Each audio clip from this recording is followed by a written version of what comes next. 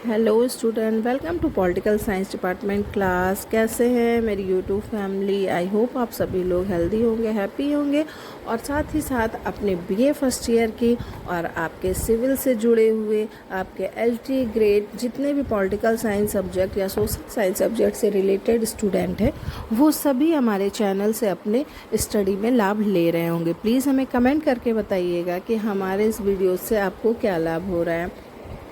आज का हमारा टॉपिक है समानता। इससे पहले हमने स्वतंत्रता पे बात की थी और अब हम बात करने जा रहे हैं समानता के विषय में, इक्वालिटी। स्टूडेंट, समानता का क्या मतलब होता है? सबसे पहले तो आप ये समझिए कि समानता है क्या। समानता का अर्थ साधारण रूप से नॉर्मल तरीके से हम लोग लगाते हैं कि जो मनुष्य होते हैं वो जन्म से समान होते हैं। इसी कारण सभी व्यक्तियों को व्यवहार और आय का समान अधिकार मिलना चाहिए। लेकिन स्वतंत्रता का ये जो मतलब है उतना ही ज़्यादा भ्रम वाला है, क्योंकि प्रकृति के जरिए भी सभी लोगों को एक जैसी शक्तियाँ नहीं दी गई हैं।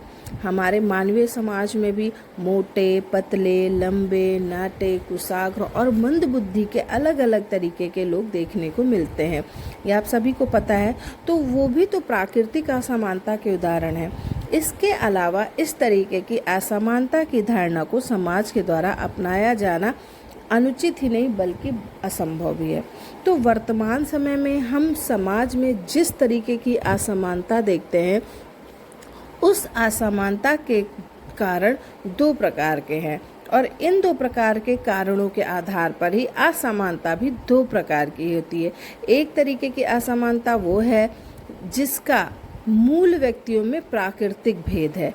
प्रकृति के द्वारा बहुत सारे अलग अलग व्यक्तियों में बुद्धि, बल और प्रतिभा के नज़रिए से भेद किया जाता है और इसी भेद के कारण जो असमानता पैदा होती है उसे प्राकृतिक असमानता कहते हैं। तो इस प्राकृतिक असमानता का जो निराकरण है वो संभव और उचित नहीं है। ठीक है, तो ये तो प्राकृतिक असमानता हो गई। अब समाज में दूसरे प्रकार की असमानता भी है। वो असमानता है जिसका मूल जो है समाज के द्वारा पैदा की गई विषमताएं हैं। बहुत बार बुद्धि, बल और प्रतिभा के नज़रिए से श्रेष्ठ होने पर भी निर्धन व्यक्तियों के बच्चे अपने व्यक्तित्व का वैसा विकास नहीं कर पाते हैं जैसा विकास उससे निम्न स्तर या निम्नतर बुद्धि बल के धनिक बच्चे कर लगते हैं। तो इस सामाजिक असमानता का मूल कारण समाज के द्वारा उत्पन्न परिस्थितियों का वैषम्य ही होता है, जिसके कारण सभी व्यक्तियों के व्यक्तित्व के विकास के समान अवसर नहीं मिल पाते। तो राजनीति विज्ञान की एक धारणा के रूप में समानता का मतलब क्या होगा? सामाजिक वैषम्य द्वारा इस उत्पन्न असमानता के अंतर से। इसका मतलब ये है कि राज्य के सभी व्यक्तियों को व्यक्तित्व के विकास के समान अवसर दिए जाने चाहिए, ताकि किसी भी व्यक्ति को कहने का अवसर ना मिले कि अगर उसे अच्छे से सुविधाएं मिली होती तो वो भी अपने जीवन का विकास कर सकता था। स्टूडेंट, मुझे लगता है कि आपको समझ में आ गया होगा। समानता का मतलब ऐसी परिस्थिति के अस्तित्व से होता है जिसका कारण व्यक्तियों को व्यक्तित्व के विकास के लिए समान अवसर मिल सके और इस तरीके से असमानता खत्म हो सके। इसका मूल कारण सामाजिक वैषम्य है। ठीक है, तो ये हो गया समानता का अर्थ, इक्वालिटी का अर्थ। ठीक है, अब हम देखते हैं कि हम अगर समानता को अपने आसपास देखने की कोशिश करें तो हम किन किन रूपों में समानता को देख सकते हैं। तो सबसे पहले हम बात करेंगे वैधिक या कानूनी समानता की। स्टूडेंट, कानूनी समानता का मतलब ये होता है कि राज्य के द्वारा अपने नागरिकों के साथ मनमाना व्यवहार नहीं किया जा सकता। कानून के नज़र में सभी नागरिक समान हों और सभी नागरिकों को कानून का समान संरक्षण भी मिले। ब्रिटेन की जो संवैधानिक व्यवस्था थी, विधि का शासन, रूल ऑफ लॉ, कानूनी समानता की स्थिति को पाने के लिए ही व्यवस्था है। स्टूडेंट, चलिए देखते हैं कानूनी समानता में कौन कौन सी बातें आती हैं, क्योंकि ये बहुत ज़्यादा ज़रूरी है। वैधिक या कानूनी समानता आपको पता होनी ही चाहिए। तो सबसे पहले अगर हम कानूनी समानता की बात करते हैं तो कानून के सामने समानता, इसका मतलब ये होता है कि कानून के सामने सभी लोग समान हैं। राज्य सभी व्यक्तियों के लिए एक जैसा कानून बनाएगा और इन कानूनों को एक समान ही लागू करे। राज्य जन्म, वंश, लिंग, धर्म, जाति, जन्म स्थान, धनी, गरीब या ऊंच नीच इन सभी के आधार पर राज्य किसी भी प्रकार का कोई भी भेदभाव नहीं करेगा। फिर देखते हैं कानूनी समानता में अगला क्या है। कानूनी समानता में आता है कानून के समान संरक्षण। स्टूडेंट, कानून के समान जो कानूनी समानता का नकारात्मक पक्ष है, लेकिन इसके साथ ही कानूनी समानता का एक सकारात्मक पक्ष है, जिसका मतलब है कि राज्य के सभी नागरिकों को कानून का समान संरक्षण मिलना चाहिए। राज्य कानूनों के जरिए अपने नागरिकों को जो स्वतंत्रताएं देता है और शिक्षा, स्वास्थ्य और जीवन के और भी सारे जो क्षेत्रों की सुविधाएं हैं वो देता है, उनके संबंध में राज्य अपने नागरिकों में कोई भेदभाव नहीं करेगा। ठीक है। आपके भारतीय संविधान के अनुच्छेद 14 में भी कहा गया कि भारत के राज्य क्षेत्र में राज्य किसी को कानून के समक्ष समानता या कानून के समान संरक्षण से वंचित नहीं करेगा। ठीक है। फिर बात करते हैं अगला हमारा क्या है, कानूनी समानता में कौन सा विषय आता है, तो आता है कर्तव्यों के प्रसंग में समानता। तो कानूनी समानता की धारणा में ये बात भी शामिल है कि अधिकारों के साथ सभी व्यक्तियों के कर्तव्य भी एक जैसे होंगे। जन्म, वंश, धर्म या संपत्ति इन सभी के आधार पर ना तो किसी को विशेष सुविधाएं होंगी और ना ही कर्तव्य ही अलग अलग माने जाएंगे। अगला आता है कानूनी समानता में करों के निर्धारण में समानता। करों का निर्धारण करते समय इस बात का ध्यान रखा जाएगा कि करों का बोझ सभी के ऊपर डाला जाए। इस प्रसंग में कर देने की क्षमता के आधार पर भेद किया जा सकता है। धनी व्यक्तियों पर करों का अधिक बोझ और निर्धन व्यक्तियों पर करों का कम बोझ कानूनी समानता के इस सिद्धांत के अनुसार ही है। अगला है विवेक संगत आधार पर भेदभाव मान। स्टूडेंट, कानूनी समानता का विचार राज्य द्वारा मनमाने आधार पर किए जाने वाले भेदभाव का ही निषेध करता है। विवेक संगत आधार पर अगर किसी वर्ग विशेष को विशेष सुविधाएं दी जाती हैं तो समानता का सिद्धांत इसका निषेध नहीं करता। शर्त यह है कि उस स्थिति में उस वर्ग के सब लोगों पर वो समान रूप से लागू हों। उदाहरण के लिए राज्य ऐसा कोई कानून बना सकता है कि इस राशि से कम आय वाले लोगों को सरकारी दुकानों से सस्ता अनाज मिलेगा या ऐसे परिवार के बच्चों को शिक्षण शुल्क में छूट दी जाएगी। भारतीय राज्य व्यवस्था में अनुसूचित जाति और जनजातियों को जो विशेष सुविधाएं दी गई हैं वो इसी तरीके से आती हैं। ठीक है। तो ये हो गया वैधिक या कानूनी समानता। स्टूडेंट, मैं बीच में आपसे कुछ कहना चाहती हूँ। हमारी जो ऑफलाइन क्लास है, आप कहीं से भी हो, आप घर बैठ के क्लास कर सकते हैं। और ये क्लास हमने स्पेशली गर्ल्स के लिए, लड़कियों के लिए, उन महिलाओं के लिए रखा है जिनके आसपास सुविधा नहीं है या उनके पास समय की कमी होती है, वो बाहर निकलने में सक्षम नहीं या ऐसे जगह पे हैं जहाँ आसपास उनको कोचिंग व्यवस्था नहीं मिल पा रही है, तो वो हमसे ज़रूर कांटेक्ट करें। घर बैठ के लड़कियाँ, महिलाएँ अपने विकास के लिए, अपने व्यक्तित्व के विकास के लिए, अपनी शिक्षा को आगे बढ़ाने के लिए हमसे कांटेक्ट कर सकती हैं।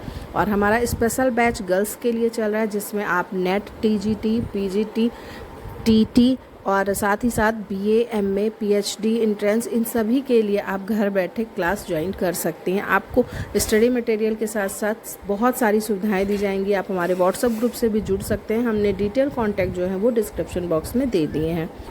अब बात करेंगे हम कानूनी समानता के बाद राजनीतिक समानता की। तो राजनीतिक समानता क्या होती है, सबसे पहले तो आप यही समझ लीजिए। स्टूडेंट, राजनीतिक समानता का मतलब है कि राजनीतिक प्रक्रियाओं को प्रभावित करने के अवसर सभी नागरिकों को समान रूप से मिलने चाहिए। राजतंत्र, कुलीन तंत्र या तानाशाही व्यवस्था राजनीतिक समानता के सिद्धांत में विश्वास नहीं करती। इन व्यवस्थाओं में जन्म या वंश के आधार पर भेदभाव एक सामान्य स्थिति है, लेकिन लोकतांत्रिक व्यवस्था राजनीतिक समानता के सिद्धांत पर आधारित होती है। तो राजनीतिक समानता के अंदर कौन कौन सी समानताएं आती हैं, जैसे कि मतदान का अधिकार, चुनाव में उम्मीदवार बनने का अधिकार, प्रार्थना पत्र देने का अधिकार, राजकीय नियुक्तियां और सम्मान प्राप्त करने का अधिकार, साथ ही साथ विचारों की अभिव्यक्ति और दलीय संगठनों के निर्माण का अधिकार। तो ये आपकी राजनीतिक समानता में आती है। कानूनी समानता में क्या क्या आता था? कानून के समक्ष समानता, कानून के समान संरक्षण, कर्तव्यों के प्रसंग में समानता, करों के निर्धारण में समानता, विवेक संगत आधार पर भेदभाव मान्य। ठीक है। और राजनीतिक समानता में क्या आता है? मतदान का अधिकार, चुनाव में उम्मीदवार बनने का अधिकार, प्रार्थना पत्र का अधिकार और राजकीय नियुक्तियां और सम्मान पाने का अधिकार और विचारों की अभिव्यक्ति और दलीय संगठनों का अधिकार। अब आता है हमारा अगला जो टॉपिक है समानता में, वो है सामाजिक समानता। स्टूडेंट, समानता का बहुत ही महत्वपूर्ण पक्ष है सामाजिक समानता। इसका मतलब क्या है? इसका मतलब है कि समाज और सामाजिक जीवन में सभी व्यक्तियों को समान समझना चाहिए। धर्म, जाति, वंश, लिंग या जन्म स्थान के आधार पर व्यक्ति में कोई भेदभाव नहीं किया जाना चाहिए। सामाजिक समानता के अंदर कुछ बातें आती हैं, जैसे वंश, धर्म, जाति और वर्ण के आधार पर किसी को श्रेष्ठ और किसी को हेय ना समझा जाए। स्त्रियों को पुरुषों से कम अधिकार ना दिए जाएं। सामाजिक समानता की मांग है कि स्त्रियों को पुरुषों के बराबर सम्मानजनक स्थिति व्यवहार में भी मिलनी चाहिए। साथ ही साथ सामाजिक समानता एक ऐसे समाज की स्थापना पर बल देती है जिसमें मनुष्य के बीच सामाजिक समागम को बढ़ावा मिले। तो अब आप समझेंगे, आपको ये भी समझना चाहिए कि सामाजिक समागम क्या होता है। ये शब्द बहुत बड़े लगते हैं और बहुत बार स्टूडेंट कंफ्यूज हो जाते हैं कि ये हम बोल दिए और आप समझ नहीं पा रहे हो, तो मैं ज़रूर समझाऊंगी। आप सामाजिक समागम ज़रूर समझिए। स्टूडेंट, सामाजिक समागम का मतलब होता है विवाह संबंधों और खान पान के क्षेत्र में निषेधों का अभाव। सामाजिक असमानताओं को उदार शिक्षा के द्वारा भी दूर किया जा सकता है। इसके साथ ही सामाजिक दृष्टि से पिछड़े लोगों की उन्नति के लिए, आर्थिक विकास के लिए सुविधाओं की भी व्यवस्था करना बहुत ही आवश्यक है। ठीक, तो इस तरीके से आपने देखा कि इसके आयाम में वैधानिक या कानूनी समानता, राजनीतिक समानता, सामाजिक समानता। अब जब बात समानता की हो रही है तो हम आर्थिक समानता को भी जरूर समझेंगे एक बार, क्योंकि आज के जीवन में अर्थ की जो स्थिति है वो सबसे ज़्यादा महत्वपूर्ण है। और अगर हम केवल सिद्धांत और व्यवहार में समानता को पाना चाहते हैं तो आर्थिक समानता की स्थिति को पाना बहुत ज़्यादा ज़रूरी है। समाज में बहुत ज़्यादा आर्थिक विषमता नहीं होनी चाहिए। आर्थिक विषमता समाज के सारे ढांचे को दूषित कर देती है। ठीक है, तो आर्थिक समानता का क्या मतलब है? आर्थिक समानता का मतलब ये नहीं है कि सभी व्यक्तियों को समान वेतन मिले या सभी व्यक्ति बराबर भौतिक साधन का उपभोग करें। इस तरीके की स्थिति को प्राप्त कर पाना ना ही संभव है और ना ही सही है। तो आर्थिक समानता का मतलब ये है कि सभी व्यक्तियों की मूलभूत आवश्यकताएं पूरी होनी चाहिए और संपत्ति के नज़रिए से अगर देखा जाए तो समाज में भारी विषमताएं नहीं होनी चाहिए। स्टूडेंट, थोड़ा सा इसको और डिटेल में बताना चाहूँगी क्योंकि बहुत सारे स्टूडेंट हैं जो समझ नहीं पा रहे हैं या फर्स्ट टाइम वो स्टडी कर रहे हैं इस टॉपिक को। तो देखिए, आर्थिक समानता में सभी व्यक्तियों की न्यूनतम भौतिक आवश्यकताएं पूरी हों। जब तक सभी व्यक्ति को भोजन, वस्त्र, आवास, शिक्षा और स्वास्थ्य की सुविधा ना मिले तब तक कुछ व्यक्तियों को विलासिता के साधन पाने का भी अधिकार नहीं होना चाहिए। ठीक है, व्यक्ति को रोजगार, पर्याप्त मजदूरी और उचित अवकाश भी मिलना चाहिए। बेरोजगारी, बुढ़ापा, बीमारी, इन सभी स्थितियों में व्यक्ति को राज्य की तरफ से आर्थिक सहायता मिलनी चाहिए। ठीक है, तो इस तरीके से बहुत सारी चीज़ें, जैसे पुरुष और महिला के समान कार्य के लिए समान वेतन मिले और साथ ही साथ महिलाओं और बच्चों का उनकी आर्थिक मजबूरियों के कारण शोषण न किया जा सके। सभी व्यक्ति को ऐसे अवसर मिले जिसके जरिए उनके व्यक्तित्व का विकास किया जा सके। साथ ही साथ राष्ट्र की संपत्ति और उत्पादन के साधन कुछ व्यक्तियों के हाथों में केंद्रित नहीं होने चाहिए और आर्थिक असमानताओं का अंत किया जाना चाहिए। पूर्ण समानता की स्थिति को पाना तो पॉसिबल नहीं है, लेकिन राज्य की नीति ऐसी होनी चाहिए जो समानता की दिशा में आगे बढ़ाने वाली हो। ठीक है, तो ये हो गया आपका समानता का, हमने आर्थिक समानता देखा। तो समानता के विविध रूपों में हमारा वैधानिक या कानूनी समानता, राजनीतिक समानता, सामाजिक समानता और आर्थिक समानता, इन्हीं के आधार पर आप अपने आसपास इन सब चीज़ों को देख सकते हैं। स्टूडेंट, मैं एक चीज़ कहना चाहती हूँ, जब भी आप थ्योरी में या जैसे आप स्टडी कर रहे हो, आपने स्वतंत्रता पढ़ा, लोक कल्याणकारी राज्य पढ़ा, अगर आप पॉलिटिकल साइंस के स्टूडेंट हो तो आपको इन सभी चीज़ों को अपने आसपास देखना होगा, समझना होगा कि हमारे आसपास की सारी चीज़ें किन रूपों में विद्यमान है। प्रैक्टिकली आप उस चीज़ को देखिए, क्योंकि आपको पता है है कि जो हमारा प्रैक्टिकल होता है पॉलिटिकल साइंस का, वो समाज में हमारे आसपास ही हमको वो सारी चीज़ें देखने को मिलती हैं। तो जब आपने स्वतंत्रता की स्टडी की तो आप महसूस करिए कि आप किन किन स्वतंत्रताओं का उपभोग करते हैं, कहाँ कहाँ किन किन रूपों में आपको राजनीतिक स्वतंत्रता मिली है, सामाजिक स्वतंत्रता मिली है, आर्थिक स्वतंत्रता मिली है। इसी तरीके से जब आपने समानता की स्टडी की तो आप वो भी महसूस करिए, अपने आसपास जरूर देखिए कि इन समानताओं का विस्तार हमें किन किन रूपों में और कहाँ कहाँ देखने को मिलता है। तभी आपकी ये जो स्टडी है ना, वो हमेशा के लिए आपके माइंड में आ जाएगी। मैं अपने सभी स्टूडेंट को ये चीज़ें कहती हूँ कि आप जब भी स्टडी करिए तो जो भी चीज़ें आप पढ़िए उसको समझिए, अपने आसपास उन सभी चीज़ों को देखने की कोशिश करिए। और आपका सब्जेक्ट तो इतना अच्छा है, मतलब राजनीति विज्ञान विषय ही ऐसा है जो आपके जीवन के हर क्षेत्र को आपके सामने ला के रख देता है। ठीक है, चलिए अब हम बात करते हैं। अब ये तो हो गया समानता के रूप, अब थोड़ा सा बात करेंगे स्वतंत्रता और समानता के संबंध पे। थोड़ी सी बात देखिए, स्वतंत्रता और समानता के संबंध पे सभी जो विचारक हैं उन्होंने अलग अलग अपने मन से बातें कही हैं। किसी ने इन्हें परस्पर विरोधी बताया है, किसी ने एक दूसरे का पूरक बताया है।